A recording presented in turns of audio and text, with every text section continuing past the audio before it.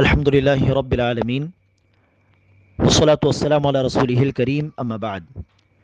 கணித்திற்குரியவர்களே, கடந்த வகுப்பில் மத்ஹப் என்றால் என்ன என்பதை நாம் பார்த்திருக்கிறோம். மத்ஹப் என்று சொன்னால் ஒரு இமாமின் மார்க்க சட்டங்களை, ஷரியத் சட்டங்கள், அதாவது ஹராம், ஹலால், வாஜிப், முஸ்தஹப், மக்ரு என்று இந்த சட்டங்களை புரிந்து கொள்வதற்காக, இந்த சட்டங்களை குர்ஆன் ஹதீஸின் ஆதாரங்களிலிருந்து எவ்வாறு எடுக்க வேண்டும் என்பதற்காக, மக்களுக்கு ஃபத்வா எப்படி கொடுக்க வேண்டும் என்பதற்காக அந்த குறிப்பிட்ட இமாம் தனக்காக என சில விதிமுறைகளை வைத்திருப்பார்கள். அந்த விதிமுறைகளை பின்பற்றிதான் தன்னுடைய வாழ்நாளிலே அவர்கள் மக்களுக்கு சட்டங்களை எடுத்து சொல்லியிருப்பார்கள், தானும் பின்பற்றியிருப்பார்கள். அந்த விதிமுறைகளை, ஃபிக்ஹை, மார்க்க ஷரியத் சட்டங்களை புரிந்து கொள்வதில் அவர்கள் கையாண்ட அந்த வழிமுறையை தான் மத்ஹப் என்று சொல்கிறோம், ஃபிக்ஹுடைய அந்த வழிமுறை. எனவே இந்த இமாம்கள் தன்னுடைய மாணவர்களுக்கு ஆதாரத்தை தான் பின்பற்ற வேண்டும் என்று தான் சொல்லிக் கொடுத்தார்கள். அந்த ஆதாரத்தை புரிந்து கொள்ளும் பொழுது அவர்கள் தன்னுடைய விதிமுறைகளை இந்த மாணவர்களுக்கு சொல்லி கொடுத்திருப்பார்கள். எனவே அந்த மாணவர்கள் தலீலை, ஆதாரத்தை பின்பற்றக்கூடியவர்களாக தான் இருந்தார்களே தவிர தன்னுடைய இமாமின் ஒவ்வொரு கருத்தையும் பின்பற்றக்கூடியவர்களாக அவர்கள் இருந்திருக்கவில்லை. அதற்கான உதாரணத்தை நாம் சுட்டி காட்டியிருந்தோம். அபு ஹனீஃபா ரஹிமுல்லா அவர்களுடைய 2 மாணவர்கள், ஷாஃபி மذஹபை சார்ந்த ஒரு இமாம், மாலிகி மذஹபை சார்ந்த ஒரு இமாமுடைய உதாரணம் என்று சில உதாரணங்களையும் நாம் கொடுத்திருந்தோம். எனவே இந்த மாணவர்களுடைய மாணவர்கள் இவர்கள் தலீலை, ஆதாரத்தை பின்பற்றக்கூடியவர்களாக தான் இருந்தார்கள். இமாம் அஹ்மத் பின் ஹம்பல் அவர்கள் சொன்னது போல், நீங்கள் என்னை, இன்னாரை நீங்கள் பின்பற்ற வேண்டாம், மாறாக இவர்கள் எதை பின்பற்றினார்களோ, அதாவது குர்ஆன் ஹதீஸுடைய ஆதாரங்கள், அதையே நீங்களும் பின்பற்றுங்கள் என்று சொன்னார்கள். இதை தான் ஐம்மாக்கள், இந்த இமாம்கள் மக்களுக்கு போதித்து வந்தார்கள். எனவே அந்த காலகட்டத்தில் ஒரு குறிப்பிட்ட மத்ஹபை வைத்து, அந்த மத்ஹபின் அடிப்படையில் ஒரு அறிஞரை ஹனஃபி இமாம், மாலிகி இமாம், இந்த அறிஞர் ஷாஃபி அறிஞர், இந்த அறிஞர் ஹம்பலி அறிஞர் என்று அந்த காலத்தில் சொல்லப்பட்டால் அதற்கு என்ன அர்த்தம் என்று சொன்னால், உதாரணத்திற்கு ஹனஃபி, ஒரு அறிஞரை பற்றி, அந்த காலகட்டத்தில் வாழ்ந்த ஒரு ஆலிமை பற்றி, இவர் ஹனஃபி மذஹபை சார்ந்த ஹனஃபி இமாமாக, ஹனஃபி ஆலிமாக இருந்தார் என்று சொல்லப்பட்டார். என்ன அர்த்தம் அதற்கு? இவர் மார்க்க சட்டங்களை எடுப்பதில், ஃபத்வா கொடுப்பதில் இமாம் அபு ஹனீஃபா ரஹிமுல்லா அவர்கள் வகுத்து தந்த விதிமுறைகளை, அவர்கள் தன்னுடைய வாழ்க்கையில் கடைபிடித்த விதிமுறைகளை தான் இவரும் பின்பற்றுகிறார் என்பது அர்த்தமாகும். அல்லது ஒரு இமாம், ஒரு ஆலிமை குறித்து இவர் மாலிகி மذஹபை சார்ந்தவர் என்று சொன்னால் என்ன அர்த்தம்? அவர் ஃபிக்ஹுடைய சட்டங்கள் விஷயத்திலே, மார்க்க ஷரியத் சட்டங்கள் விஷயத்திலே, ஃபத்வா கொடுக்கக்கூடிய விஷயத்திலே இமாம் மாலிக் அவர்கள் கடைபிடித்த சட்டங்களை தான் இவரும் கடைபிடிக்கிறார், இமாம் மாலிக்குடைய சட்டங்கள் தான் இவருக்கு பிடிக்கும் என்பது அர்த்தமாகும். எனவேதான் கணித்திற்குரியவர்களே, அதற்கு ஒரு உதாரணத்தை நான் தருகிறேன். இமாம் அத்-தஹாவி என்று மிகப்பெரிய ஒரு முஹத்திஸ், ஹதீஸ் துறை வல்லுநராக திகழ்ந்தவர் இமாம் அபு ஜஅஃபர் அத்-தஹாவி. இவர் ஆரம்பத்தில் அநேகமாக ஷாஃபி அறிஞராக திகழ்ந்தார்கள். ஆனால் பிற்காலத்திலே ஹனஃபியாக மாறிவிட்டார் என்று அவரை குறித்து சொல்லப்பட்டிருக்கிறது. ஆனால் அவர் சொன்ன கூற்றுகளில், பிரபலமான கூற்றுகளில், இமாம் அபு ஜாஃபர் அத்-தஹாவி சொன்ன ஒரு பிரபலமான கூற்று என்னவென்று சொன்னால், ஒரே இமாமை கண்மூடித்தனமாக பின்பற்றுவது தவறு என்று அவர்கள் கடினமாக சொல்லியிருக்கிறார். அப்படி இருக்க அவருக்கே ஹனஃபி இமாம் என்று மக்கள் ஏன் பெயர் கொடுத்தார்கள்? என்ன அர்த்தம் என்று சொன்னால், ஒரு காலகட்டத்தில் இமாம் ஷாஃபி அவர்களுடைய விதிமுறைகளை இது நல்ல விதிமுறைகள் என்று கருதி பின்பற்றி வந்தார், மார்க்க சட்டங்களை புரிந்து கொள்வதில். ஆனால் ஒரு காலகட்டத்தில் என்ன செய்திருக்கிறார்? இதைவிட அபு ஹனீஃபா அவர்கள் சொன்ன சட்டங்கள் சிறந்ததாக இருக்கிறதே என்று நினைத்து அந்த சட்டங்களை பின்பற்ற ஆரம்பித்து விட்டார் என்கிற அடிப்படையில் தான் அந்த காலகட்டத்தில் அபு ஜாஃபர் அத்-தஹாவி இமாம் அவர்களை ஹனஃபி என்று மக்கள் சொல்லியிருப்பார்களே ஒழிய எந்த அடிப்படையில் சொல்லவில்லை? அபு ஹனீஃபாவுடைய ஃபத்வாக்களை எல்லாம் பின்பற்றக்கூடியவர் என்கிற அடிப்படையில் அல்ல. அவரை மிகப்பெரிய ஒரு இமாம், மிகப்பெரிய ஒரு முஹத்திஸ், சொல்லப்போனார் ஒரு குறிப்பிட்ட நபரை கண்மூடித்தனமாக பின்பற்றக்கூடாது என்று தெளிவாக சொன்ன ஒரு நபர், அதுவும் கடுமையாக சொன்னவர். எனவேதான் அந்த காலகட்டத்தில் ஹனஃபி, மாலிகி, ஷாஃபி என்று சொன்னால் என்ன அர்த்தம் என்பதை விளங்கிக் கொள்ள வேண்டும். ஆனால் கணித்திற்குரியவர்களே, அந்த காலகட்டத்திலும் இமாம்கள் வாழ்ந்து சென்ற அந்த முந்திய காலகட்டத்திலும் சிலர் இருந்திருக்கிறார்கள். அவர்கள் தன்னுடைய இமாமை மற்ற இமாம்கள் மீது சிறப்பு கொடுப்பது மட்டுமே அல்லாமல் தன்னுடைய இமாமுக்கு சிறப்பு வழங்க வேண்டும் என்பதற்காக மற்ற இமாம்களை தரக்குறைவாக பேசுவது, மட்டம் தட்டுவது, எந்த அளவிற்கு என்று சொன்னால் நிலைமை எந்த அளவிற்கு மோசமாக சென்றிருக்கிறது என்று சொன்னால், தன்னுடைய இமாமை சிறப்புப்படுத்தி காட்ட வேண்டும் என்பதற்காக ரசூல் அவர்கள் இவருடைய இமாமை புகழ்ந்ததாக சில பொய்யான ஹதீசுகளை இட்டுக்கட்டுவது, இவருக்கு பிடிக்காத இன்னொரு இமாமுக்கு எதிராக இகழ்ந்து சொல்லப்பட்ட ஹதீசுகள் என்று ரசூல் அவர்கள் மீது பொய்யான ஹதீசுகளை எல்லாம் இட்டுக்கட்டிருக்கிறார்கள். அப்படிப்பட்ட நபர்களும் அந்த முந்திய காலகட்டத்திலேயே, இமாம்கள் இறந்து சென்றுவிட்ட அந்த முந்திய காலகட்டத்திலே சில பேர் இருந்திருக்கிறார்கள். எனவேதான் அத்தகைய காலகட்டத்தில் இட்டுக்கட்டப்பட்ட ஒரு பொய்யான செய்திதான் அபு ஹனீஃபத சிராஜு உம்மதி, ரசூல் அவர்கள் சொன்னதாக இந்த ஹதீஸ். இது பொய்யான ஹதீஸ். முஹத்திஸீன்கள், ஹதீஸ் துறை வல்லுநர்கள் சொல்கிறார்கள், இது பொய்யான ஹதீஸ், ரசூல் சொன்னதாக இட்டுக்கட்டப்பட்ட செய்தி. அபு ஹனீஃபத சிராஜு உம்மதி என்ன அர்த்தம்? அபு ஹனீஃபா என்பவர் ஒருவர் வரப்போகிறார் பிற்காலத்தில். பெயர் நுஅமான் பின் சாபித் என்று. இது அபு ஹனீஃபாவுடைய பெயர் நுஅமான் இப்னு சாபித். அவருடைய குன்னியத் அபு ஹனீஃபா, ஹனீஃபாவின் தந்தை என்று அவருடைய குன்னியத் இருக்கும் என்று சொல்லிவிட்டு, அவர் யார் என்று சொன்னால் இந்த உம்மத்துடைய விளக்கு, சிராஜு உம்மதி, இந்த உம்மத்துடைய விளக்கு, ஒளி வீசக்கூடியவர், சிராஜு உம்மதி என்று 3 தடவை சொன்னதாக ஹதீசுகளை, பொய்யான ஹதீசுகளை எல்லாம் அறித்து இருக்கிறார்கள். இதற்காக எங்கள் இமாம் தான் சிறந்தவர் என்று மக்களிடத்திலே சொல்வதற்காக வேண்டி. இதற்கு அப்படியே நேர்மாறாக இந்த தன்னுடைய இமாமை சிறப்பு படுத்தும் அந்த நேரத்தில் மற்ற இமாம்களை மட்டம் தட்ட வேண்டும் என்பதற்காக பொய்யான ஹதீசுகளை இட்டுக்கட்டியிருக்கிறார். உதாரணத்திற்கு ரசூல் அவர்கள் சொன்னதாக, இதுவும் இப்போது நான் சொல்லக்கூடிய அந்த செய்தியும் பொய்யான செய்தி. ரசூலுடைய ஹதீஸ் கிடையாது. ஹதீஸ் என்று சொல்லி பரப்பிவிட்டார்கள். என்ன செய்தி? சயظஹரு ஃபீ உம்மதி ரஜுலுன் அமலுஹு அதர்ரு மின் அமலி இப்லீஸ் இஸ்முஹு முஹம்மது இப்னு இத்ரீஸ். என்னுடைய உம்மத்தில் ஒருவன் வரப்போகின்றான் பிற்காலத்தில். அவனுடைய செயல்பாடுகள், அவனுடைய காரியங்கள் இப்லீசுடைய, ஷைத்தான் இப்லீசுடைய காரியங்களை விட தீங்கிழைக்கக்கூடிய காரியங்களாக, நஷ்டத்திற்குரிய காரியங்களாக இருக்கும். அவருடைய பெயர் என்ன என்று சொன்னால் முஹம்மத் பின் இத்ரீஸ் என்று ரசூல் அவர்கள் சொன்னதாக ஒரு பொய்யான செய்தி. இந்த முஹம்மத் பின் இத்ரீஸ் யாரு? இமாம் ஷாஃபிஈ ரஹிமஹுல்லாஹ் அவர்கள். நஊது பில்லாஹ், அல்லாஹ் பாதுகாக்க வேண்டும் இத்தகைய தவறான சிந்தனையில் இருந்து. தன்னுடைய இமாமை சிறப்பு கொடுப்பதற்காக வேண்டி மற்ற இமாம்களை இகழும் வகையிலே பொய் சொல்வது ரசூல் அவர்கள் சொன்னதாக. இமாம் ஷாஃபி அவர்களுடைய பெயர் தான் முஹம்மத் பின் இத்ரீஸ். எனவே இத்தகைய சில மக்களும் இருந்திருக்கிறார்கள். தன்னுடைய இமாமை நேசிக்கக்கூடிய விஷயத்திலே தஅஸ்ஸுப் என்று சொல்லக்கூடிய வெறி, தன்னுடைய இமாம் சம்பந்தப்பட்ட வெறி, அந்த வெறியின் காரணமாக மற்ற இமாம்களை மட்டம் தட்டுவது, இப்படியெல்லாம் சில பேர் செய்திருக்கிறார்கள். ஆனால் அந்த முந்திய காலகட்டத்தில் இப்படிப்பட்ட சில பேர் இருந்திருந்தாலும் யாரும் என்ன செய்யவில்லை? ஒரு குறிப்பிட்ட இமாமை தான் பின்பற்ற வேண்டும், அந்த இமாமுடைய மஸ்ஹபை தான் பின்பற்ற வேண்டும், அந்த குறிப்பிட்ட இமாமுடைய ஃபத்வாக்களை தான் அமல்படுத்த வேண்டும் சட்டங்களில், இது கட்டாய கடமை ஒரு இமாமை பின்பற்றுவது என்கிற கருத்தை எல்லாம் யாருமே சொல்லவில்லை இந்த காலத்தில். எந்த அளவிற்கு என்று சொன்னால் 4ஆம் நூற்றாண்டில் தான். இதற்கு முன்பே நாம் சொல்லியிருக்கிறோம், இந்த இமாம்கள் வாழ்ந்த காலகட்டம் என்ன? 80இல் இமாம் அபு ஹனீஃபா அவர்கள் பிறந்தார்கள்.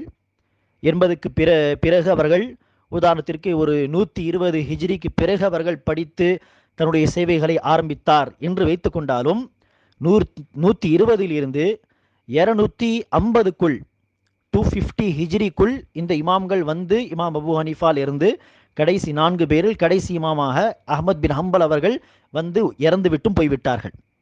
எனவே ஒரு 50 வருடங்கள் வரை யாருமே இப்படிப்பட்ட கருத்தை எல்லாம் யாருமே சொல்லவில்லை.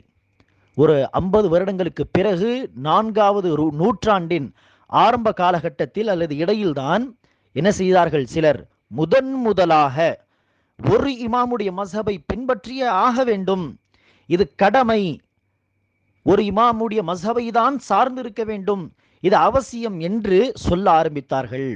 இதை பல அறிஞர்கள் குறிப்பிட்டிருக்கிறார். உதாரணத்திற்கு இமாம் ஷவுகானி ரஹிமுல்லா அவர்கள், குறிப்பாக இந்தியாவின் தலை சிறந்த ஒரு அறிஞர் ஷாஹ் வலியுல்லா முஹத்திஸ் தெஹல்வி ரஹிமஹுல்லா அவர்கள், எல்லோரும் போற்றும் ஒரு மிகப்பெரிய அறிஞர், இந்தியாவுடைய அறிஞர். இவரும் சொல்லியிருக்கிறார் தன்னுடைய ஹுஜ்ஜத்துல்லாஹில் பாலிகா என்கிற நூலிலே, 4ஆம் நூற்றாண்டின் இடையில்தான் ஒரே இமாமை பின்பற்ற வேண்டும் என்கிற கருத்துகள் சொல்லப்பட்டது. அதற்கு முன்பெல்லாம் யாருமே சொல்லவில்லை. குர்ஆன் ஹதீஸை பின்பற்றுங்கள் இப்படிதான் மக்கள் சொல்லி வந்தார்கள். இந்த இமாம்களும் அப்படிதான் சொல்லி வந்தார்கள். எனவே ஒரு இமாமை பின்பற்ற வேண்டும், அந்த இமாமுடைய ஃபத்வாவை பின்பற்ற வேண்டும் எல்லா சட்டங்களில் என்று இந்த கருத்துகள் எல்லாம் பிற்காலத்தில் வந்த கருத்துகள். எனவே ரசூல் சொல்லவில்லை, சஹாபா சொல்லவில்லை என்று சொன்ன என்ன அர்த்தம்? அது பித்அத் என்பது அர்த்தம். எனவே ஒரே ஒரு இமாமை, அந்த இமாமுடைய மஸ்ஹபை, அந்த இமாம் கொடுத்த ஃபத்வாவை தான் பின்பற்ற வேண்டும் என்கின்ற இந்த கருத்து தவறானது. மேலும் இந்த கருத்தை பின்பற்றினால் எத்தகைய மோசமான விளைவுகள் வரும் என்பதை இப்போது நாம் பார்க்கலாம். எனவே ஏன் இந்த கருத்து தவறானது? ஒரே இமாமை, அந்த இமாமுடைய மஸ்ஹபை, அந்த இமாமுடைய ஃபத்வாக்களை முழுமையாக ஏன் பின்பற்றக்கூடாது என்று சொன்னால், முதலாவது ஒரு காரணம், நபிகள் நாயகம் ஸல்லல்லாஹு அலைஹி வஸல்லம் அவர்களை தவிர மார்க்க விஷயங்களை, சட்டங்களை எல்லாம் சொல்லும் பொழுது, மார்க்க தீர்ப்புகள் வழங்கும் பொழுது யாருமே தவறு செய்யாமல் இருக்க மாட்டார்கள். ஆம், நபிகள் நாயகம் ஸல்லல்லாஹு அலைஹி வஸல்லம் அவர்கள் மார்க்க சட்டங்களை சொல்லும் பொழுது, ஒரு விஷயத்தை ஹராம் என்று சொல்லும் பொழுதோ, அல்லது ஒரு காரியத்தை இது கட்டாய கடமை, இதை செய்தே ஆக வேண்டும் என்று தீர்ப்பு சொல்லும் பொழுதோ, நபி அவர்கள் தவறு செய்யவே மாட்டார்கள். எதற்காக? அல்லாஹ்வின் வஹீன் அடிப்படையில் தான் அவர்கள் சட்டத்தை சொல்வார்கள். எனவே அந்த அடிப்படையில் ரசூல் அவர்கள் தவறு செய்ய மாட்டார். இதை குறித்து அல்லாஹ்வே கேரண்டி, உத்திரவாதம் கொடுத்திருக்கிறான். ஆனால் ரசூலுக்கு பிறகு சஹாபா பெருமக்கள் உள்பட, ரசூலுக்கு பிறகு சிறந்தவர்கள் சஹாபா பெருமக்கள், அபூபக்கர், உமர், உஸ்மான், அலி, சஹாபா பெருமக்கள், இவர்கள் தான் சிறந்தவர்கள்.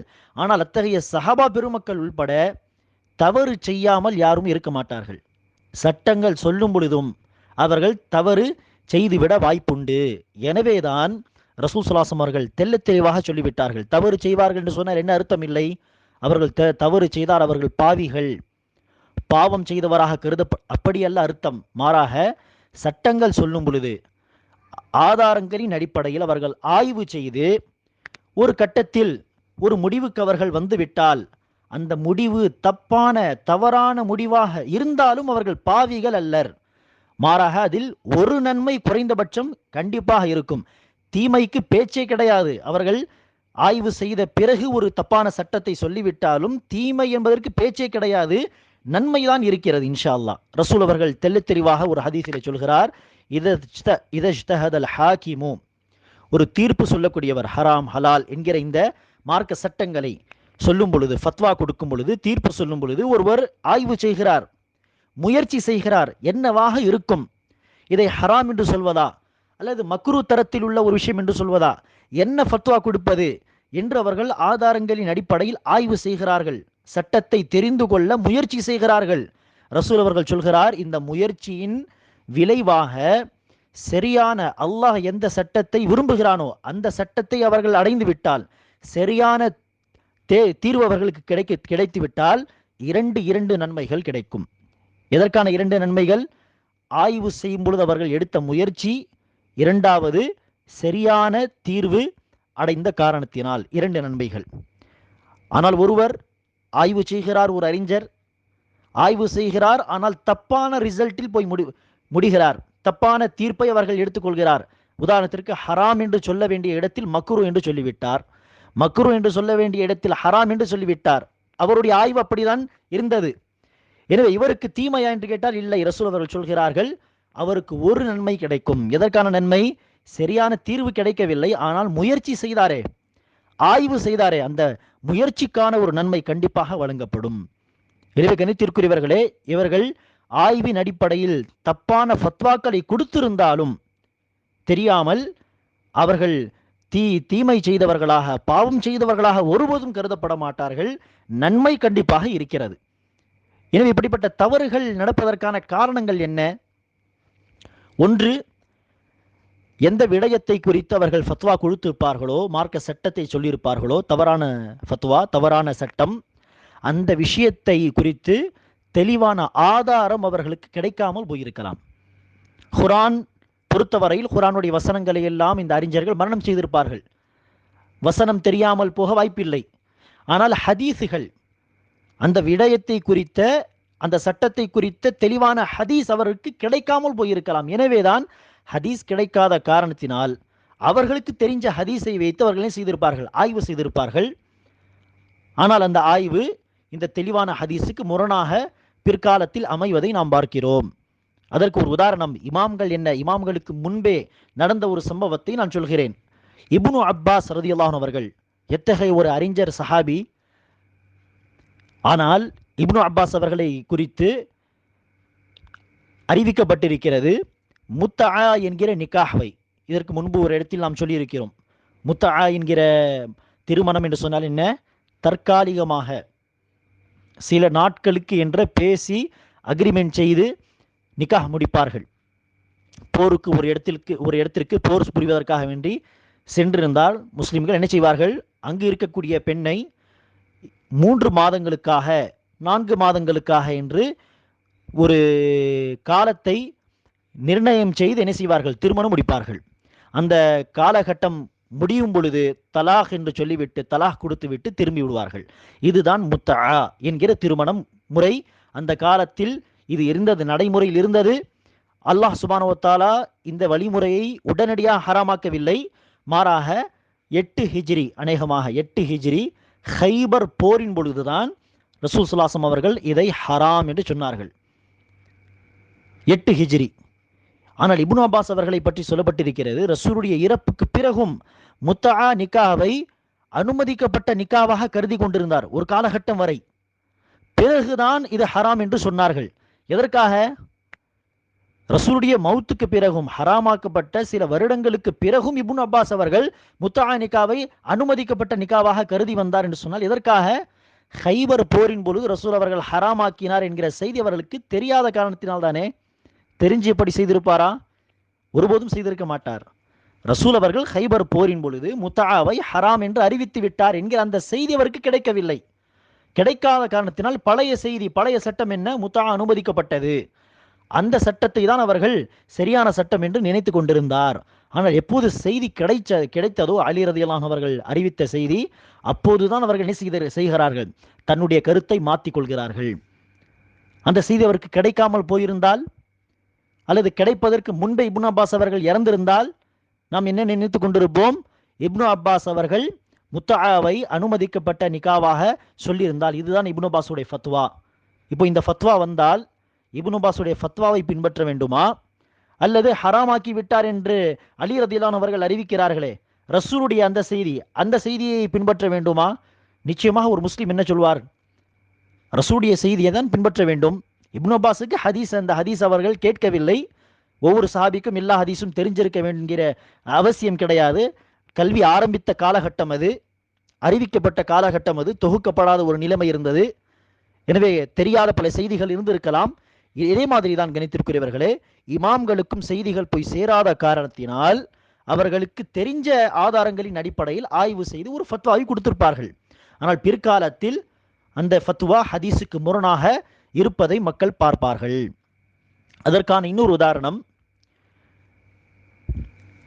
பூனையின் எச்சில் சம்பந்தமாக இஸ்லாத்தின் சட்டம் என்ன?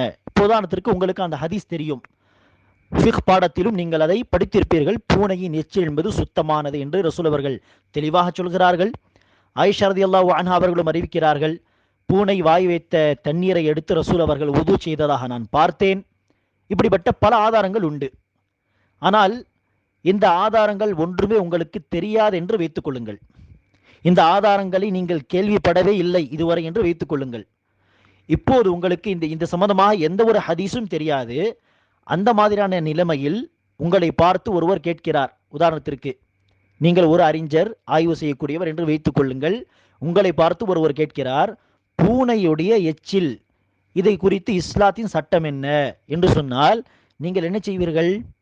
பூனை எத்தகைய விலங்கு, அது என்ன சாப்பிடுகிறது, அதோடைய உணவு என்ன, இதையெல்லாம் யோசித்து பார்த்து தானே. ஹதீஸ் தெரியாத காரணத்தினால் நீங்கள் தேடி பார்த்தீர்கள், ஹதீஸ் உங்களுக்கு தெரியவில்லை. பூனையுடைய எச்சில் சம்பந்தமாக இஸ்லாம் என்ன சொல்கிறது, எந்த ஒரு செய்தியும் உங்களுக்கு தெரியாத காரணத்தினால் இப்படிதான் நீங்கள் யோசித்து ஆய்வு செய்வீர்கள். பூனையுடைய உணவு என்ன, அது சில சமயம் எலியை சாப்பிடும், பல்லியை சாப்பிடும். எலி பலி இந்த அனைத்துமே ஹராமான விலங்குகளாச்சே. அதை சாப்பிட்டால் அதுடைய எச்சிலும் அசுத்தமான எச்சிலாக தான் இருக்க வாய்ப்புண்டு என்று சொல்லி இப்படிப்பட்ட யோசனையின் காரணமாக, உங்களுடைய இந்த ஆய்வின் காரணமாக நீங்கள் என்ன ஃபத்வா கொடுப்பீர்கள்? பூனையுடைய எச்சில் அசுத்தமானது, ஏனெனில் அது அசுத்தமானதெல்லாம் சாப்பிடுகிறது. ஆனால் ஹதீஸ் என்ன சொல்கிறது தெளிவாக, பூனையின் எச்சில் சுத்தமானது, அசுத்தமானது கிடையாது. எனவே இப்படிதான் அபூ ஹனீஃபா ரஹ்மத்துல்லாஹி அவர்களுக்கு இந்த ஹதீஸ் போய் சேராத காரணத்தினால் அந்த ஆரம்ப காலகட்டத்தில் ஹதீஸுகள் இன்னும் தொகுக்கப்படவில்லை. சிலருக்கு சில ஹதீஸுகள் தெரியும். அத்தகைய காலகட்டத்தில் பூனை சம்பந்தப்பட்ட ஹதீஸ் தெரியாத காரணத்தினால் அபூ ஹனீஃபா அவர்கள் என்ன ஃபத்வா கொடுத்து விட்டு சென்று விட்டார், பூனையின் எச்சில் அசுத்தமானது. இப்போ அபூ ஹனீஃபா ரஹ்மத்துல்லாஹி அவருடைய ஃபத்வாவை நாம் பின்பற்ற வேண்டுமா, அல்லது ரசூலுடைய தெளிவான இந்த ஹதீஸுகளை பின்பற்ற வேண்டுமா? எனவே கணித்திற்குரியவர்களே, ஹதீஸ் போய் சேராத காரணத்தினால் இப்படிப்பட்ட தவறுகள் நடக்க வாய்ப்புண்டு. இது ஒரு காரணம். இன்னொரு காரணம் என்ன தவறு நடக்க? ஹதீஸ் போய் சேர்ந்தது, ரசூலுடைய செய்தி போய் சேர்ந்தது, ஆனால் பலவீனமான வழியில் போய் சேர்ந்தது. எந்த மக்கள் அறிவித்தார்களோ, பலவீனமான மக்கள், நம்பகமான மக்கள் வழியாக வராமல் பொய் சொல்லக்கூடியவர்கள் அறிவிக்க, அல்லது தப்பாக அறிவிக்கக்கூடிய மக்கள் அந்த செய்தி அறிவிக்கும் பொழுது ஒரு இமாம் என்ன செய்திருப்பார்கள், இவர்கள் எல்லாம் சொன்னால் அந்த செய்தி எடுக்க முடியாது, நம்பகமான மக்கள் அறிவித்தால் தான் இந்த செய்தி எடுக்க முடியும் என்று பலவீனமான அறிவிப்புகளாக அந்த ஹதீஸுகள் சேர்ந்த காரணத்தினால் அவர்கள் அதை வைத்து சட்டத்தை சொல்லியிருக்க மாட்டார்கள். பிற்காலத்தில் அதே செய்தி நம்பகமான மக்கள் வழியாக மக்களுக்கு வந்து சேர்ந்திருக்கும். அதற்கான ஒரு உதாரணத்தை இதற்கு முன்பு சொல்லியிருக்கிறோம். பிர்வா பின்தே வாஷிக் ரலியல்லாஹு அன்ஹா சம்பந்தப்பட்ட அந்த திருமணம் முடித்த உடனேயே கணவர் இறந்துவிட்டால் அந்த பெண்ணுக்கு மஹர் கொடுக்க வேண்டுமா, அந்த கணவருடைய இறந்த கணவருடைய சொத்தில் உரிமை உண்டா, இத்தா என்கிற அந்த வெயிட்டிங் பீரியட் அது இருக்கிறதா என்கிற விஷயத்திலே வந்து சேர்ந்த ஹதீஸ் பலவீனமான ஹதீஸாக இருந்தது. இமாம் ஷாஃபி அவர்கள் அந்த ஹதீஸை அடிப்படையாக வைத்து ஃபத்வா கொடுக்கவில்லை. மற்ற ஆதாரங்களில் ஆய்வு செய்தவர்கள் ஃபத்வா கொடுத்து விட்டார்கள். ஆனால் பிற்காலத்தில் அந்த ஹதீஸு நம்பகமான மக்கள் வழியாக வந்து சேர்ந்தது அறிஞர்களுக்கு, இல்லையா?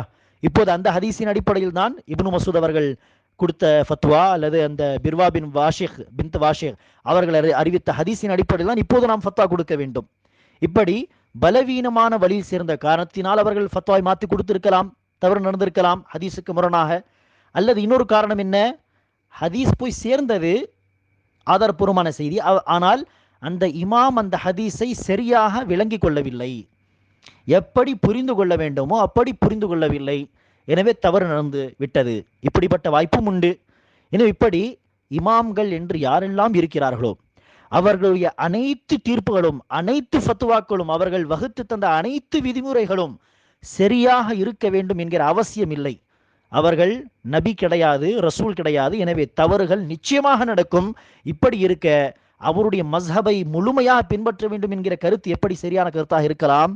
எனவே இது ஒரு காரணம். அவருடைய ஃபத்வாக்களில், அவருடைய விதிமுறைகளில் தவறு இருக்க வாய்ப்புண்டு. அப்படி இருக்க முழுமையாக பின்பற்ற வேண்டும் என்கிற அந்த கருத்து சரியான கருத்தாக இருக்க முடியாது.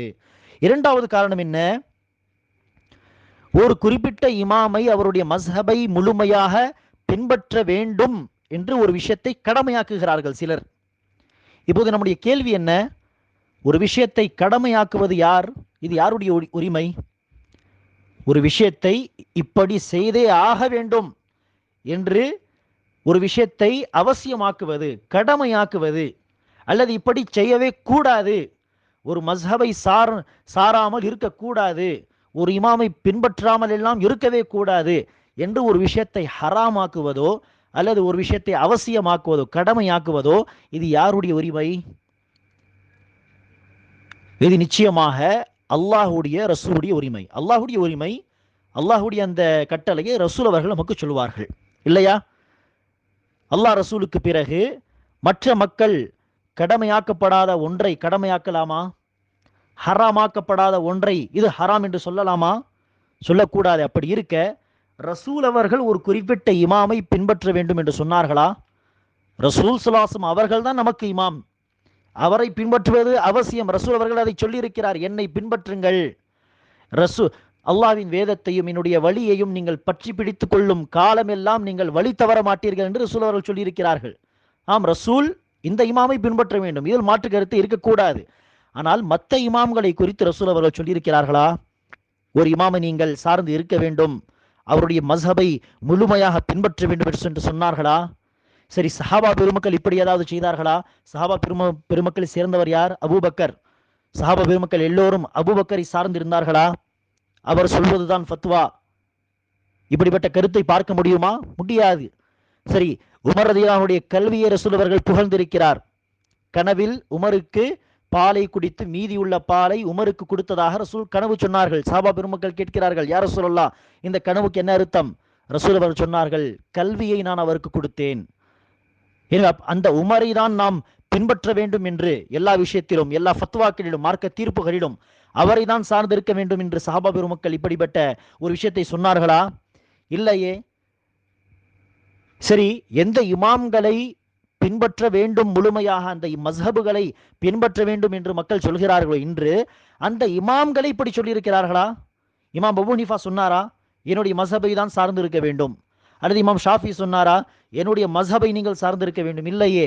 இதற்கு முன்பே பார்த்தாச்சு, அவர்கள் சொன்னது எல்லாம் என்ன? குர்ஆன் ஹதீஸை பின்பற்றுங்கள், குர்ஆன் ஹதீஸை பின்பற்றுங்கள். என்னுடைய கருத்தை ஹதீஸுக்கு முரணாக பார்த்தால் என்னுடைய கருத்தை செவுத்தில தூக்கி வீசி விடுங்கள், குப்பையில் போட்டு விடுங்கள் என்று இமாம் அபூ ஹனீஃபா அவர்களை தெளிவாக சொல்கிறார்களே. எனவே இந்த இமாம்களும் செல்லவில்லை. சரி, இந்த இமாம்கள் எதை பின்பற்றினார்கள்? அபூ ஹனீஃபா எதை பின்பற்றினார் ரஹிமஹுல்லாஹ்? இமாம் மாலிக் ரஹிமஹுல்லாஹ் அவர்கள் எதை பின்பற்றினார்? குர்ஆன் ஹதீஸை தானே பின்பற்றினார்கள் அவர்கள். மேலும் நாளை மறுமை நாளன்று அல்லது கபரிலே ஒரு முஸ்லிமை பார்த்து அல்லாஹ் சுப்ஹானஹு வ தஆலா குர்ஆன் ஹதீஸை பின்பற்றினாயா, இஸ்லாத்தை பின்பற்றினாயா என்று கேட்பானா? அல்லது இன்னாரை நீ பின்பற்றினாயா என்று அல்லாஹ் விசாரிக்க போகிறானா? எனவே இப்படி இருக்க, கண்ணியத்திற்குரியவர்களே, இல்லாத ஒரு கடமையை கடமை என்று சொல்வது, அவசியம் என்று சொல்லி அவசியமாக்குவது, கடமையாக்குவது, இது எந்த அளவிற்கு சரியான கருத்து? எனவே ரசூல் அவர்கள் இதை கட்டாயமாக்கலை, ரசூல் அவர்கள் இதை நமக்கு சொல்லவில்லை. அப்படி இருக்க இது அவசியம் என்று சொல்வது தவறான கருத்து. மூன்றாவது இன்னொரு முக்கியமான காரணம், ஒரு குறிப்பிட்ட மஸ்ஹபை சார்ந்து இருக்க வேண்டும், அதை பின்பற்ற வேண்டும் என்று கடமையாக்கிவிட்டால், கண்ணியத்திற்குரியவர்களே, இந்த நிலைப்பாடு ஒரு கட்டத்தில் ஒரு இமாமை குறித்து வெறியை நோக்கி நம்மை தள்ளிவிடும். எப்படி மதவெறி, மொழி வெறி என்று சொல்கிறோம், அப்படி இமாமுடைய வெறி, மஸ்ஹப் சார்ந்த வெறி என்கிற அந்த வெறி தஅஸ்ஸுப் என்று சொல்வார்கள் அரபி மொழியிலே. தஅஸ்ஸுப், ஒரு இமாமுக்காக வேண்டி வெறி, மொழி வெறி, மதவெறி, அல்லது இனவெறி, அல்லது நாட்டு குறித்த வெறி, இப்படிப்பட்ட ஒரு மஸ்ஹப் சார்ந்த வெறியில் இந்த காரியம் நம்மை தள்ளிவிடும். நம்மையே அறியாமல் அதில் நாம் விழுந்து விடுவோம். இப்படி நடந்திருக்கிறது. ஒரு இமாமை சார்ந்திருப்பது அவசியம் என்று சொன்ன அந்த காலகட்டத்திற்கு பிறகு இப்படிப்பட்ட விஷயங்கள் நடந்திருக்கிறது. இந்த வெறி என்ன செய்யும்? ஒரு கட்டத்தில் ரசூலுக்கு மாறு செய்வதில் நம்மை தூண்டிவிடும். தெரிஞ்சோ தெரியாமலோ அந்த மக்கள் என்ன செய்வார்கள்? நபி வழிக்கு மாறு செய்வார்கள். தெளிவான ஹதீசுகளை புறக்கணிப்பார்கள். ஹதீசுகளை எல்லாம் தூக்கி வீசிவிட்டு தன்னுடைய இமாமை பின்பற்ற ஆரம்பித்து விடுவார்கள். நிச்சயமாக இத்தகைய ஒரு மோசமான நிலையில் அந்த மக்கள் தள்ளப்படுவார்கள். இப்படி நடந்திருக்கிறது, இன்றும் நடந்து கொண்டிருக்கிறது. உதாரணத்திற்கு, கணித்திற்குரியவர்களே, ஹதீஸ் கிடைக்காத காரணத்தினால் இமாம் அபூ ஹனீஃபா ரஹ்மத்துல்லாஹி அவர்கள் பூனையின் எச்சிலை அசுத்தம் என்று சொன்னார் என்று நாம் சொன்னோம், இல்லையா? ஆனால் தெளிவான ஹதீஸுகள் நமக்கு பிற்காலத்தில் கிடைத்திருக்கிறது. பூனையுடைய எச்சில் சுத்தமானது என்று ரசூல் அவர்கள் தெளிவாக சொன்னார், இல்லையா? இப்போது இமாம் அபூ ஹனீஃபா அவர்களுடைய ஃபத்வாக்களை கண்மூடித்தனமாக பின்பற்றக்கூடிய மக்களை நீங்கள் பார்த்து, ஹதீஸில் இப்படி வருகிறதே, அல்லது இப்படி நேரடியாக நீங்கள் இப்படி கேட்காமல் பூனையின் எச்சில் சம்பந்தமாக நீங்கள் என்ன சட்டத்தை சொல்கிறீர் என்று கேட்டால் அவர்கள் என்ன சொல்வார்கள் தெரியுமா? பூனையுடைய எச்சில் அசுத்தமானது என்று சொல்வார்கள். பிறகு நீங்கள், சரி, ஹதீஸில் இவ்வாறு வருகிறது, ரசூல் அவர்கள் சொன்னார்கள் பூனையின் எச்சில் சுத்தமானது, அது உங்களை சுத்தி சுத்தி வரக்கூடிய விலங்காகும் என்று ரசூல் அவர்கள் சொல்கிறார்களே. ஆயிஷா ரலியல்லாஹு அன்ஹா அவர்களும் அறிவிக்கிறார்களே, ரசூல் அவர்கள் பூனை வாய் வைத்த தண்ணீரை வைத்து உது செய்வதாக நான் பார்த்தேன் என்று. எதற்காக நீங்கள் இப்படி சொல்கிறீர்கள் என்று சொன்னால் அடுத்தவர்கள் சொல்வார்கள், இல்லை, வீட்டில் வளர்க்கக்கூடிய பூனையாக இருந்தால் அதோடைய எச்சில் சுத்தமானது, ஆனால் வெளியே சுற்றி வரக்கூடிய பூனையாக இருந்தால் அது என்ன சாப்பிடும் ஏது சாப்பிடும் என்று தெரியாதல்லவா, எனவே அதுடைய எச்சில் அசுத்தமானது. கணித்திற்குரியவர்களே, அடிப்படை சட்டமாக அவர்கள் எதை வைத்திருப்பார்கள் என்று சொன்னால் அசுத்தம். அடுத்துதான் ஏதாவது விளக்கத்தை கேட்டால், ஹதீஸை கொண்டு வந்து நீங்கள் கிராஸ் கொஸ்டின் கேட்டால் அவர்கள் என்ன செய்வார்கள் சொன்னால் இப்படி மாற்றி விளக்கத்தை தருவார்கள். சுப்ஹானல்லாஹ். அவர்கள் சொன்ன அந்த காரணம் சரியான காரணமாக இருந்தாலும், ஒரு பேச்சுக்கு இப்படி சொல்கிறேன், காரணமாக இருந்தாலும் அடிப்படை சட்டமாக நீங்கள் ஹதீஸில் சொல்லப்பட்ட சட்டத்தை தானே சொல்ல வேண்டும். அடுத்துதான் இமாம் அவர்கள் சொன்ன கருத்துக்கு ஏதாவது காரணத்தை நீங்கள் சுட்டி காட்டினால் வேறு விஷயம். ஆனால் இமாம் சொன்ன கருத்தை அடிப்படை சட்டமாக வைத்துக்கொண்டு ஹதீஸில் சொல்லப்பட்ட சட்டத்தை விதிவிலக்கான சட்டமாக, சுப்ஹானல்லாஹ், இது எதற்காக? அந்த இமாமை குறித்த வெறி. அந்த வெறிதான் என்ன செய்கிறது, ஒரு கட்டத்தில் ஹதீஸுக்கு மாறு செய்யும் விதத்திலே தள்ளிவிடுகிறது. கணித்திற்குரியவர்களே, ஒரு மோசமான ஒரு உதாரணத்தை நான் தருகிறேன். கர்ஹி என்கிற ஒரு இமாம் கர்ஹி, அந்த அறிஞர் என்ன செய்கிறார், தெல்ல தெளிவாக மஸ்ஹபுடைய வெறியின் காரணமாக பகிரங்கமாக அவர் என்ன சொல்கிறார் சொன்னால், குல்லு தலீலின் யுஆரிது கௌல இமாமினா இம்மா முஅவ்வலுன் வ இம்மா மன்சூஹுன். என்ன சொல்கிறார், நம்முடைய இமாமுடைய கருத்துக்கு மாறாக வரும் ஒவ்வொரு ஆதாரமும், நம்முடைய இமாமின் கருத்துக்கு மாறாக அமையும் ஒவ்வொரு ஆதாரமும், நீங்கள் அடுத்து என்ன எதிர்பார்ப்பீர்கள்? ஒரு நல்ல முஸ்லிமாக இருந்தால் நம்முடைய இமாமுக்கு கருத்தாக அமையும் ஒவ்வொரு ஆதாரமும் நமக்கு மேலானது, அந்த ஆதாரத்தை நான் பின்பற்றுவோம், இமாமுடைய கூற்றை விட்டு விடுவோம், இப்படித்தானே ஒரு நல்ல முஸ்லிம் சொல்ல வேண்டும். ஆனால் அவர் அப்படி சொல்லவில்லை. அவர் சொன்னது என்ன, நம்முடைய இமாமின் கருத்துக்கு மாறாக அமையும் ஒவ்வொரு ஆதாரமும், ஒன்று அது பழைய சட்டமாக நம்மிடத்தில் கருதப்படும், அல்லது அந்த ஆதாரத்தின் கருத்தை நாம் மாற்றி சொல்லுவோம், நம்முடைய கருத்துக்கு ஏற்பதை வளைத்து நாம் சொல்வோம் என்று அவர்கள் பகிரங்கமாக சொல்கிறார். சுப்ஹானல்லாஹ். அந்த இமாம்களே நமக்கு சொல்லிக் கொடுத்தது என்ன, என் கருத்தை, என்னுடைய ஃபத்வாவை ஹதீஸுக்கு மாறாக கண்டால் என் கருத்தை விட்டுவிடு, ஹதீஸை பின்பற்று. சுப்ஹானல்லாஹ், எத்தகைய அழகான ஒரு உபதேசம். எனவே இப்படி செய்து அவர்கள் தன்னுடைய இமாமையும் பின்பற்றவில்லை, ரசூலையும் பின்பற்றவில்லை. எத்தகைய ஒரு இது கொடூரமான ஒரு இது என்று பாருங்கள். சுப்ஹானல்லாஹ், தன்னுடைய இமாமையும் அவர்கள் பின்பற்றவில்லை, அந்த இமாம்கள் சொன்ன உபதேசத்தையும் பின்பற்றவில்லை, ரசூலுடைய ஹதீஸையும் பின்பற்றவில்லை. மேலும் கணித்திற்குரியவர்களே, தன்னுடைய இமாமின் கருத்துக்களை எல்லாம் பாதுகாக்க வேண்டும் என்று சொல்லி அவர்கள் என்ன செய்கிறார்கள், ஹதீஸுகள் எல்லாம் புறக்கணிக்கிறார்களே, அந்த சமயத்தில் அந்த ஹதீஸுக்கு ஏதாவது பதில் கொடுத்தாக வேண்டுமா? இல்லையா? ஆதாரபூர்வமான செய்தியில் ஒரு விஷயம் சொல்லப்பட்டிருக்க, அவர் அந்த விஷயத்தை ஏற்கவில்லை என்று சொன்னால் ஏதாவது ஒரு பதில் கொடுத்தாக வேண்டுமே ஹதீஸை குறித்து. அப்போது அவர்கள் என்ன செய்வார்கள் தெரியுமா, இந்த ஹதீஸை இந்த சஹாபி அறிவித்திருக்கிறார், இவர் ஒரு கிராமவாசியாக இருந்த காரணத்தினால் இவருக்கு சட்டங்கள் எல்லாம் சரியாக புரியாது, இப்படியெல்லாம் பதில், ஏடாகூடமான பதிலை எல்லாம் கொடுத்திருக்கிறார்கள். சுப்ஹானல்லாஹ். வாயில் பின் ஹுஜர் அவர்களை குறித்து சொல்கிறார்கள், இவர்கள் அறிவித்த ஹதீஸை நாம் எடுக்க முடியாது, ஏனெனில் இவர் ஒரு கிராமவாசி சஹாபி, இவருக்கு என்ன நடக்கிறது எல்லாம் சரியாக விளங்காது, இவருடைய இமாமுடைய ஃபத்வாவுக்கு முரணாக அனஸ் ரலியல்லாஹு அன்ஹுடைய அறிவிப்பு அல்லது அபூ ஹுரைரா, அதிகமாக ஹதீஸ் அறிவித்த சஹாபி அபூ ஹுரைராவுடைய ஹதீஸ் இவருடைய இமாமுடைய ஃபத்வாவுக்கு முரணாக அமைந்தால் அப்போது என்ன செய்வார்கள் தெரியுமா, அனஸ் அவர்களும் அபூ ஹுரைரா அவர்களும் ஃபகீஹ், அதாவது மார்க்க சட்டங்களை புரிந்து கொள்ளக்கூடிய சஹாபாக்களாக இருந்திருக்கவில்லை, அவர்கள இந்த சட்டம் எல்லாம் தெரியாது, எனவே இந்த ஹதீஸை நாம் எடுக்க மாட்டோம் என்று எல்லாம் சில காரணங்களை காட்டி ஹதீஸை விட்டு விடுவார்களே ஒழிய எதை விட மாட்டார்கள், தன்னுடைய இமாமுடைய ஃபத்வாவை விட மாட்டார்கள். நஅூது பில்லாஹ். இதுபோக கணித்திற்குரியவர்களே, கௌசரி என்கிற ஒரு நபர், அவர் என்ன செய்கிறார், தன்னுடைய இமாமின் கருத்துக்களை பாதுகாக்க வேண்டும், தன்னுடைய இமாமை விட்டு கொடுக்க கூடாது என்பதற்காக அந்த இமாமுடைய கருத்துக்கு முரணாக அமையும் ஹதீஸுகளை எல்லாம் விடுவதற்கு, அந்த இமாமுடைய கருத்துக்களை பாதுகாக்க வேண்டும் என்பதற்காக மற்ற இமாம்களை மட்டம் தட்ட போய் என்ன செய்கிறார், சுப்ஹானல்லாஹ், சஹாபா பெருமக்களில் இருந்து வாயில் பின் ஹுஜூர், அனஸ், அபூ ஹுரைரா என்று சஹாபா பெருமக்களிலிருந்து ஆரம்பித்து இமாம் புகாரியை விடவில்லை, இமாம் முஸ்லிமை விடவில்லை, யாரையும் விடவில்லை. ஏகப்பட்ட அறிஞர்கள் எல்லோரையும் அவர்கள் என்ன செய்கிறார்? மட்டம் தட்டுகிறார். எதற்காக? தன்னுடைய இமாமை பாதுகாக்க வேண்டும் என்பதற்காக. இந்த அனைத்தும் எதற்காக? இந்த பிரச்சனை எப்படி வந்தது? ஒரு மஸ்ஹபை சார்ந்து இருப்பது அவசியம், ஒரு இமாமை பின்பற்றுவது அவசியம் என்று சொன்ன அந்த கருத்தின் மோசமான விளைவுதான் இது. சுன்னத் நபி வழியே ஒரு கட்டத்தில் புறக்கணித்து விடுவார்கள். நஅூது பில்லாஹ். ஆனால் இதற்கு முன்பு ஒரு செய்தியை நாம் கேள்விப்பட்டிருக்கிறோம். உமர் ரலியல்லாஹு அவர்கள் தௌராத்தின் சில வசனங்களை ஓதும் பொழுது ரசூல் அவர்கள் கோபப்பட்டு சொன்ன வார்த்தை என்ன? லவ் கான மூசா ஹய்யன் மா வஸிஅஹு இல்ல இத்திபாஇ. இன்றைய நாள் இந்த தௌராத் வழங்கப்பட்ட அந்த நபி மூசா அவர்களை உயிரோடு திரும்பி வந்து விட்டாலும் என்னை பின்பற்றுவதை விட்டால் அவருக்கு வேறு வழியே கிடையாது.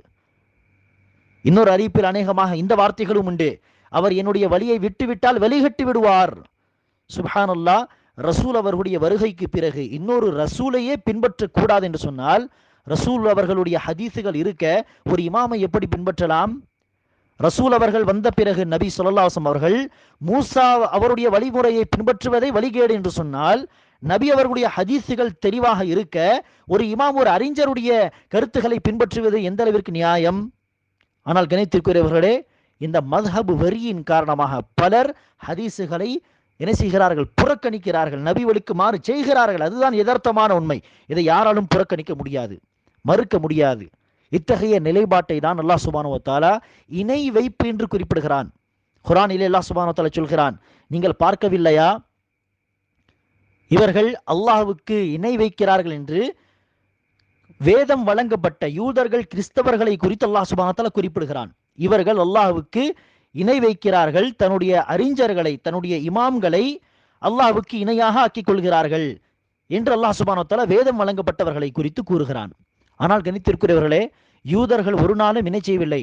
தன்னுடைய அறிஞர்களை எல்லாம் அல்லாஹ்வுக்கு நிகரானவர்கள், கடவுள்கள் என்று அவர்கள் சொல்லவில்லை. கிறிஸ்தவர்களும் சொல்லவில்லை. கிறிஸ்தவர்கள் ஈசா அலைஹிஸ்ஸலாம் அவர்களையும் மரியம் அலைஹிஸ்ஸலாம் அவர்களை தான் அல்லாஹ்வுக்கு இணையாக ஆக்குகிறார்கள். அறிஞர்களை எல்லாம் என்ன செய்யவில்லை? கடவுள்கள் என்று ஒரு நாளும் சொல்லவில்லை. ஆனால் அல்லாஹ் எதற்காக இந்த குர்ஆனுடைய இந்த வசனத்தில் இப்படி சொல்கிறான்? இவர்கள் இத்தகது அஹ்பாரஹும் வர்ஹுபானஹும் அர்பாபம் மின் தூனில்லாஹ். தன்னுடைய அறிஞர்களை, தன்னுடைய இமாம்களை என்ன செய்கிறார்கள்? அல்லாஹ்வை விட்டு கடவுள்களாக ஆக்கிக் கொள்கிறார்கள். இதற்கு என்ன அர்த்தம் என்று கேட்கப்பட்ட போது விளக்கம் அளிக்கப்பட்டது. இவர்கள் அந்த இமாம்கள் ஹராம் என்று சொன்னால் கண்மூடித்தனமாக அதை ஹராம் என்று நம்புவார்கள். அந்த இமாம்கள் ஒன்றை வாஜிப் என்று சொல்லிவிட்டால் கண்மூடித்தனமாக அதை வாஜிப் என்று பின்பற்றுவார்கள். எனவே கண்மூடி வாஜிப் என்றால் வாஜிப், ஹராம் என்றால் ஹராம் என்று கண்மூடித்தனமாக நீங்கள் யாரை பின்பற்ற வேண்டும்? அல்லாஹ்வை தானே பின்பற்ற வேண்டும், அல்லது அல்லாஹ்வின் சட்டங்களை எடுத்து சொல்லக்கூடிய ரசூலை தானே பின்பற்ற வேண்டும். எனவே அந்த அந்தஸ்தை இந்த இமாம்களுக்கு, இந்த அறிஞர்களுக்கு இவர்கள் கொடுத்தார்கள், யூதர்களும் கிறிஸ்தவர்களும். எனவேதான் அல்லாஹ் சுப்ஹானஹு வ தஆலா இணையாக்கி விட்டார்கள் என்று சொல்கிறான். எனவே சுப்ஹானல்லாஹ், அத்தகைய ஒரு நிலைப்பாட்டில் நாம் இருக்கக்கூடாது. ஆதாரங்களை பின்பற்றுங்கள். ஆம், அந்த ஆதாரங்களை புரிந்து கொள்வதற்காக, பின்பற்றுவதற்காக நீங்கள் இமாம்களுடைய மஸ்ஹபை எடுத்துக்கொள்ளலாம். ஆனால் எங்கு ஆதாரத்தோடு அவருடைய ஃபத்வா ஒத்துப்போகுதோ அங்கு பின்பற்ற வேண்டும், எங்கு ஒத்துப்போகலை அங்கு விட்டுவிட வேண்டும். அங்கு ஹதீஸு தான் நமக்கு ஆதாரம், ஹதீஸு தான் நமக்கு என்னது? வழிகாட்டி. எனவேதான் இமாம்கள் இவர்களுடைய மௌத்துக்கு பிறகு யாரும் இவருடைய ஃபத்வாவை பின்பற்றி ஹதீஸை விட்டுவிடக் கூடாது என்பதற்காக தான் அடிக்கடி இந்த அறிஞர்கள் சொல்லிக் கொண்டே இருப்பார்கள், இதா ஸஹல் ஹதீஸு ஃபஹுவ மஸ்ஹபி. சஹீஹான ஆதாரப்பூர்வமான ஹதீஸ் வந்துவிட்டால் அதுதான் என்னுடைய மஸ்ஹப், அதுதான் என்னுடைய ஃபத்வா, அதுதான் என்னுடைய வழிமுறை. எனவே கணித்திற்குரியவர்களே, இந்த இமாம்களும் இப்படிப்பட்ட ஒரு தவறான ஒரு நிலைப்பாடு முஸ்லிம்கள் மத்தியிலே வந்துவிடக் கூடாது என்பதை உணர்ந்த காரணத்தினாலோ என்னவோதான் அடிக்கடி இத்தகைய உபதேசங்களை சொல்லிவிட்டு தான் போயிருக்கிறார்கள். ஹதீஸுக்கு முரணாக என் ஃபத்வாவை கண்டால் ஃபத்வாவை விட்டு விடுங்கள், ஹதீஸை பின்பற்றுங்கள். எந்த ஆதாரத்தின் அடிப்படையில் நான் ஃபத்வா கொடுத்தேன் என்று தெரியாமல் என்னுடைய ஃபத்வாவை அமல்படுத்தக் கூடாது. யாராக இருந்தாலும் அவருடைய கருத்து ஏற்கலாம், மறுத்து விடலாம். ஆனால் இந்த மன்னரையில் இருக்கக்கூடிய அடக்கம் செய்யப்பட்ட ரசூலை தவிர நீ என்னை பின்பற்ற வேண்டாம், மாலிக்கை, ஷாஃபியை பின்பற்ற வேண்டாம். இவர்கள் எல்லோரும் எந்த குர்ஆன் ஹதீஸை பின்பற்றினார்களோ அதை பின்பற்றுங்கள். இந்த கருத்துக்கள் எல்லாம் எதற்காக? பிற்காலத்தில் இப்படிப்பட்ட மதவெறி, மஸ்ஹப் வெறி வந்துவிடக் கூடாது என்பதற்காக தானோ என்னவோ தெரியவில்லை. அல்லாஹு ஆலம். இமாம் ஷாஃபி ரஹிமுல்லா அவர்களுக்கு முன்னால் ஒரு நபர் என்ன செய்கிறார்? இந்த ஒரு குறிப்பிட்ட விடயத்தை, ஒரு மசாலாவை சொல்லிவிட்டு இதில் இப்படிப்பட்ட ஒரு ஹதீஸ் வருகிறது, ஆனால் உங்களுடைய கருத்து என்ன என்று ஹதீஸுக்கு நேர்மாறாக இமாம் ஷாஃபியுடைய கருத்தை கேட்கும் பொழுது ஷாஃபி இமாம் அவர்கள் நடுநடுங்கி போய்விட்டார்கள். பயந்து போய் அவர்கள் கேட்கிறார்கள், ஹதீஸ் வந்த பிறகு நான் என்ன சொல்வது? நீ எப்படி என்னுடைய கருத்தை, தனிப்பட்ட கருத்தை நீ கேட்கலாம்? ஹதீஸ் இருக்கிறது என்று சொன்னால் ஹதீஸில் வந்ததுதான் நம்முடைய கருத்து என்று சொன்னார்கள். எனவே சுப்ஹானல்லாஹ், கண்ணியத்திற்குரியவர்களே, தெளிவாக இதை கொண்டு நாம் புரிந்து கொள்ள வேண்டும். மஸ்ஹபுகள் இந்த அனைத்துமே மார்க்க சட்டங்களை புரிந்து கொள்வதற்காக ஒரு வழிதானே தவிர இதுதான் மார்க்கம் அல்ல. நாம் குர்ஆன் ஹதீஸை தான் சார்ந்து இருக்க வேண்டும். எனவே இறுதியாக சுருக்கமாக நான் ஒரு 2 விஷயங்களை சொல்லிவிட்டு என் வகுப்பை முடித்துக் கொள்கிறேன். முஸ்லிம் மக்களை 3 வகைகளாக பிரிக்கலாம். முஸ்லிம்களில் சிலர் யார்? அறிஞர்கள். இந்த அறிஞர்களுக்கு மஸ்ஹபை பின்பற்றுவது அறவே கூடாது. ஏனெனில் இவர்களே அறிஞர்கள், இவர்களுக்கே அந்த தன்மை உண்டு. ஆய்வு செய்யக்கூடிய, ஆதாரங்களை நேரடியாக படித்து புரிந்து கொள்ளக்கூடிய தன்மைகளை அல்லாஹ் இவர்களுக்கே தந்திருக்கிறான். அந்த கட்டத்தில் இவர்கள் இருக்கிறார்கள். அறிஞர்கள், இமாம்கள் என்று சொல்லும் அளவிற்கு அந்த கட்டத்தில் இவர்கள் இருக்கிறார்கள் என்று சொன்னால் இவர்கள் செய்யக்கூடாது, மற்ற மஸ்ஹபுகளை பின்பற்றக்கூடாது. இவர்களை சுயமாக ஆய்வு செய்து அமல் செய்ய வேண்டும். அப்படிதான் அந்த இமாம்களும் செய்திருக்கிறார்கள். அந்த இமாம்கள் என்ன செய்யவில்லை, அபூபக்கர் சிறந்தவர், இவரை பின்பற்றலாம் சொல்லவில்லை. சரி, உமர் கல்வி அறிவில் சிறந்தவர், அவரை பின்பற்றலாம் இவர்கள் சொல்லவில்லை. மாறாக அபு ஹனீஃபா, மாலிக், ஷாஃபி, அஹ்மத் ரஹிமஹுமுல்லா இவர்கள் எல்லோரும் இவர்களுடைய ஆய்வின் அடிப்படையில் தான் பின்பற்றினார்கள், இல்லையா? எனவே அறிஞர்களுக்கு இது அறவே கூடாது. சரி, முஸ்லிம்களில் சிலர் யார்? மார்க்க கல்வியை தேடக்கூடியவர்கள், மார்க்க கல்வியை பயிலக்கூடியவர்கள், மார்க்க கல்வியை தேடும் தாலிபுல் இல்ம் மாணவர்கள். இவர்களுக்கு ஓரளவுக்கு கல்வி உண்டு. இவர்களால் என்ன செய்ய முடியும்? இது ஆதாரம், இது ஆதாரம் இல்லை என்று பிரித்து பார்க்க முடியும். ஆய்வு செய்யக்கூடிய தன்மை இருக்காது, ஆனால் ஆதாரம் என்றால் என்ன என்பதை பிரித்து பார்க்கக்கூடிய தகுதி அவர்களுக்கு இருக்கும். எனவே இவர்கள் என்ன செய்ய வேண்டும்? பல அறிஞர்களுடைய ஃபத்வாக்களை படிக்க வேண்டும், பல அறிஞர்களிடத்திலே கேட்க வேண்டும். அவர்கள் என்ன ஆதாரத்தை சொல்கிறார்கள், இவர் என்ன ஆதாரத்தை சொல்கிறார், இப்படி பலருடைய கருத்துக்களை பார்த்து யாருடைய ஆதாரம் சரியான ஆதாரமாக, யாருடைய கருத்து குர்ஆன் ஹதீஸுக்கு நெருக்கமான கருத்தாக அவருக்கு தெரிகிறதோ அதை இந்த துல்லாபுல் இல்ம், கல்வி தேடக்கூடியவர்கள் என்ன செய்ய வேண்டும்? பின்பற்ற வேண்டும், ஆதாரங்களின் அடிப்படையில். எனவே அப்படி செய்ய என்ன ஆகும்? சில சமயம் இமாம் அபூ ஹனீஃபா சொன்ன கருத்து சரியாகப்படும். அந்த விஷயத்தில் இமாம் அபூ ஹனீஃபாவுடைய கருத்தை பின்பற்றுங்கள். ஒரு சில கருத்துகளில் இமாம் ஷாஃபி சொன்ன கருத்து குர்ஆன் ஹதீஸுக்கு நெருக்கமான கருத்தாக இருக்கும். அந்த விஷயத்தில் இமாம் ஷாஃபியுடைய கருத்தை பின்பற்றுங்கள். இப்படி செய்ய வேண்டும். சரி, 3வது சாரார் யார்? அவர்களுக்கு கல்வி அறிவே இல்லை, பாமர மக்கள். அவர்களுக்கு ஆதாரங்களை எல்லாம் படித்து கூட என்ன செய்ய முடியாது, இந்த கருத்து சரியான கருத்தாக இருக்குமோ இப்படியெல்லாம் யோசித்து பார்க்க கூட அவர்களுக்கு என்ன இல்லை, அந்த அறிவு இல்லை. எனவே அவர்கள் என்ன செய்யலாம்? நம்பகமான ஆய்வு செய்து ஆதாரங்களின் அடிப்படையில் தன் கருத்துக்களை பதிவு செய்யக்கூடிய, ஃபத்வா கொடுக்கக்கூடிய ஒரு இமாமை தேர்ந்தெடுத்து அவர் பின்பற்றி கொண்டே போகலாம் அந்த இமாமுடைய ஃபத்வாக்களை. ஆனால் இவர்களும் என்ன செய்யக்கூடாது? கண்மூடித்தனமாக எல்லாம் பின்பற்றக்கூடாது. கண்மூடித்தனமாக பின்பற்றுவது என்று சொன்னால் என்ன? அந்த இமாம் தவறான ஃபத்வாவை கொடுத்து விட்டாலும் அதை பின்பற்றுவது இல்லை. இவர்கள் ஒரு இமாமை பின்பற்றலாம், அனுமதி உண்டு. யாருக்கு? பாமர மக்களுக்கு. ஆனால் அவர்கள் என்ன செய்ய வேண்டும்? எந்த இடத்தில் நான் பின்பற்றக்கூடிய இமாமின் கருத்து குர்ஆன் ஹதீஸுக்கு முரணாக, குர்ஆனுக்கு சொல்வதை நான் தவிர்த்து கொள்கிறேன், ஏனெனில் குர்ஆனுடைய வசனங்கள் எல்லாம் அந்த இமாம்களுக்கு தெரிஞ்சிருக்கும். ஆனால் ஆதாரப்பூர்வமான ஹதீஸுக்கு முரணாக, ஹதீஸ் கிடைக்காத காரணத்தினால் அவர்கள் ஃபத்வா கொடுத்திருக்கலாம். எனவே இந்த ஹதீஸுக்கு முரணாக இமாமுடைய ஃபத்வா அமைஞ்சிருக்கிறது என்று தெரிந்தால் அவர்கள் என்ன செய்ய வேண்டும்? அந்த இடத்தில் இந்த இடத்தில் நான் இமாமை பின்பற்றவில்லை, ஹதீஸை பின்பற்றுகிறேன் என்று சொல்லும் பொழுது என்ன ஆகும்? நாம் ஹதீஸை, ஆதாரங்களை தான் பின்பற்றுகிறோமே தவிர இமாம்களை பின்பற்றவில்லை என்று கண்மூடித்தனமாக பின்பற்றக்கூடிய மக்களை விட்டு நாம் என்ன செய்வோம்? தன்னை தனிமைப்படுத்தி காட்டுவோம். எனவே இப்படி 3 வகையாக பிரித்து பார்ப்போமேயானால் இந்த விஷயத்தை புரிந்து கொள்ளலாம். அறிஞர்களாக இருந்தால் சுயமாக ஆய்வு செய்து மார்க்கத்தை பின்பற்ற வேண்டும். துல்லாபுல் இல்மாக இருந்தால் அறிஞர்களுடைய ஃபத்வாவை பின்பற்றலாம். ஆனால் ஆதாரங்களின் அடிப்படையில் பாமர மக்களாக இருந்தால் நம்பகமான சில அறிஞர்களை தேர்ந்தெடுத்தவர்கள் என்ன செய்யலாம்? பின்பற்றலாம். ஆனால் எந்த இடத்தில் இவருடைய கருத்து ஹதீஸுக்கு முரணாக இருக்கிறது, மற்றவருடைய கருத்து தான் சிறந்தது என்று தெரியுமோ, தெளிவாகி விடுமோ, அந்த இடத்தில் அவர்களை விட்டுவிட வேண்டும். சரியான கருத்தை பின்பற்ற வேண்டும். அல்லாஹ் சுப்ஹானஹு வ தஆலா நம் அனைவருக்கும் சரியான மார்க்க தெளிவை நமக்கு தந்தருள் புரிவானாக. நபி வழியை பின்பற்றக்கூடிய பாக்கியத்தை தந்தருள் புரிவானாக. இமாம்கள், பெரிய பெரிய அறிஞர்கள் எந்த மார்க்கத்தை நமக்கு போதித்தார்களோ அந்த மார்க்கத்தை, அந்த வழிமுறையை பின்பற்றக்கூடிய பாக்கியத்தை நமக்கு தந்தருள் புரிவானாக. ஆமீன். அஸ்ஸலாமு அலைக்கும் வரஹ்மத்துல்லாஹி வபரகாத்துஹு.